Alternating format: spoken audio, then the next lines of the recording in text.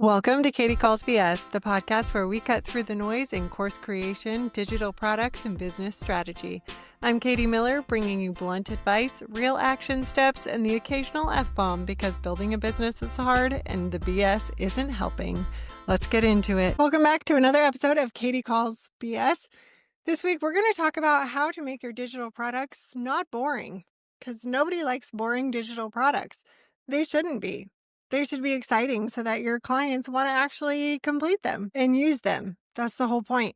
Most digital products fail not because they're bad ideas, but because they're designed for the creator and not the learner. They have the best intentions. The creators are excited about the topic, and they may have even confirmed the idea, confirmed the topic, that it will be successful, but they end up focusing too much on what they want and not what the learner actually needs. I attended a networking meeting recently, and the speaker shared a lot of similar ideas to course design, and it had me thinking about the intention behind course design and digital product design.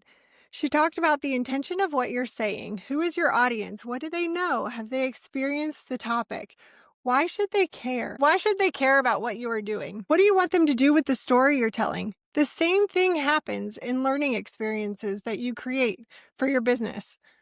Why does what you are creating for your learners matter? And honestly, it's where most digital products go wrong. Most creators, when we're creating a learning experience, we think if I just share what I know, people will get results. It'll be fine. If I just do this idea and throw this out there and someone will get results, that's fine. That's all I need to do.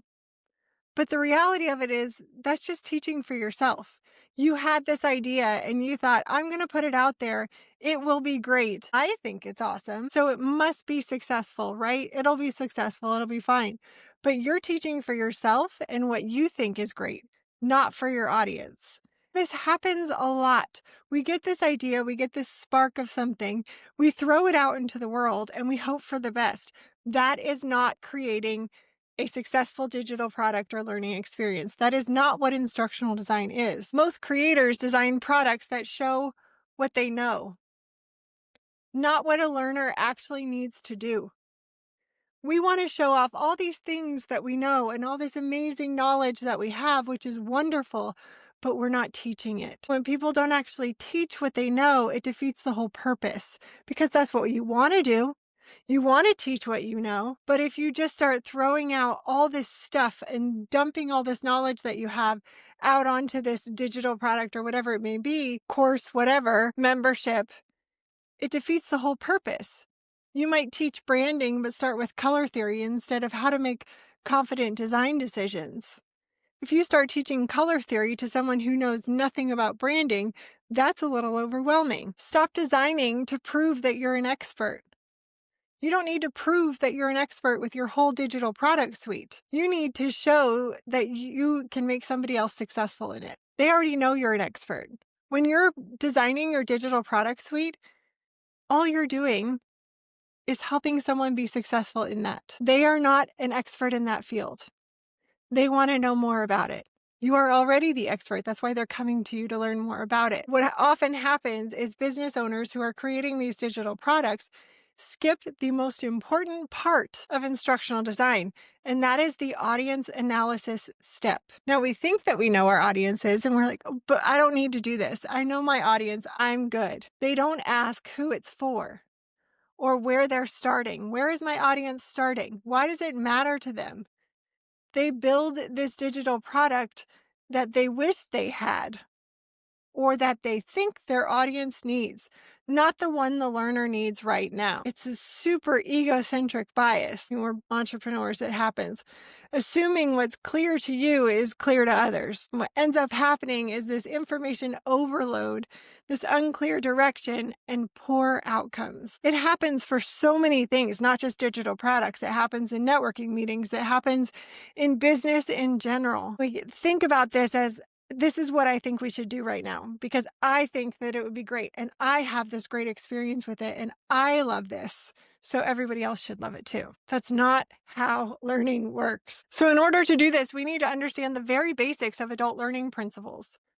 Now, if you understand how adults learn, your digital product becomes 10 times more effective. It also helps in your business. The basics of adult learning are to know your audience, why it matters to them. They also need to know why it matters to them, and it needs to connect to their goals. So ask yourself, why does this matter right now? If your learner can't answer, why should I care in the first 5 minutes of your digital product? You've already lost them. They're done. They're gone. So they need to be able to connect new content to what they already know or do. Don't assume they're blank slates. Don't assume that they're coming into your digital product knowing nothing about the topic. This is why so many speakers will ask what the audience knows about the topic. They don't want to lose their audience by speaking about something they already know for the first 10 minutes of their talk when they can skip to the good stuff. The same thing happens in coaching calls. If you think about it, you don't want to spend time on something your clients already know when you can go and skip ahead to the nitty gritty deep stuff. The next part of adult learning theory is we want to give our learners a choice and let them have some control in their learning. They're adults. This can be with flexible learning paths, navigation, self-pacing, customization. There's a lot of ways to do this. The next part is application. Adults need to know why they are learning something and how it applies to their life or work. Give them options, make the next step to help them move forward. This is like taking action, reflection prompts, templates, scenarios. How are they applying it right now? This does not mean, hey, we're learning this right now and I need you to go up to the front of the room, or here, this is what we're doing. Go fill out this thing right now. What are they going to be able to do to take the next action step? They need to be able to know how to apply it for their life, not just sit there and then walk away from the learning, because then it's a pointless activity for them. We have a lot going on in our lives. We need to know what the point is. The last thing is respect their time. Adults are busy. You are talking to other adults. Don't teach to them. Don't talk at them. They're smart and capable. There's no need to talk down to them or like they're children unless you're teaching children. This is also knowing your audience. Respect their time. Keep your learning short and to the point. You don't want to be talking for an hour when you could have taken 10 minutes, because adults have a lot going on. Know your audience, respect their time. Adults don't want to be taught at, they want to be guided through the process. Remember, they are very capable people. We are all very capable people. The most common mistakes that I see in digital product design is overloading with too much information. We want to give our people everything. We want to tell them all the things about the topic that we're so excited about the thing that we know so much about. We want to tell them everything. But giving our people too much information causes a paralysis. Guide your learner. Think of taking them through the process like you would a coaching client. You obviously can't go as in depth a lot of the time as you would with a coaching client, because that's going to be one-on-one usually. Cut out the BS. Take out the extra steps. You don't need all the extra fluff. Take it all out. You also don't want to copy someone else's course structure or someone else's digital product structure. There's going to be a lot of misalignment there. Just because you saw someone else speak on the same topic or run a class the way that you're going to run a class doesn't mean it's going to work for you. Your knowledge is unique to you. Copying someone else's structure doesn't make sense, because that's not how you do things. It's okay if it's different. Do it your way, because you run things the way you run things and you've learned methods that work for you. Do it your way. That's the whole point of the way that you run your business, is you get to do it your way. Making your digital product or your course or your membership or whatever it may be too theoretical or abstract and trying to hold back from giving action steps or making it so jargon heavy and avoid giving solid information, you're losing people. What's the point of that? You're not giving a college course here. We're not trying to go into the theory. You're trying to give people an action step. There has to be a point. You also don't want to skip emotion. If there's no story in what you're doing, no connection for what you're doing, adults need to feel invested. If they don't, they aren't completing it. They aren't coming back to you for future investments. In episode 116, we talked about why your digital products aren't selling. If you are not building that ladder of your digital products, then people are not coming back to you.